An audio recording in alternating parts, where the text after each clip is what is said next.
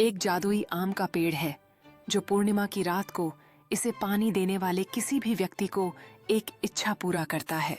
लेकिन यह इच्छा एक अजीब मोड़ के साथ आती है। वह एक युवा महिला है जो पूर्णिमा की रात के नीचे खड़ी है। उसकी आंखों में उत्साह है और वह अपनी इच्छा पूरी करने के लिए तैयार है, जबकि उसके हाथ में पानी की एक छोटी बाल्टी है। वह अपनी आंखें मजबूती से बंद करती है और पेड़ को अपनी इच्छा बताती है।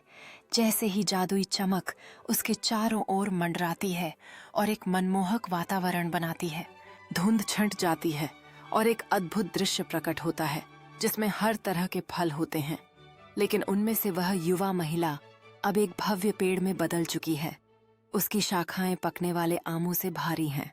जादुई आम का पेड़ अब महिला की आत्मा से बंधा हुआ रात के आसमान के खिलाफ ऊंचा खड़ा है, जो चमकते सितारों और ऊपर चमकती पूर्णिमा की चांदनी से सजा हुआ है।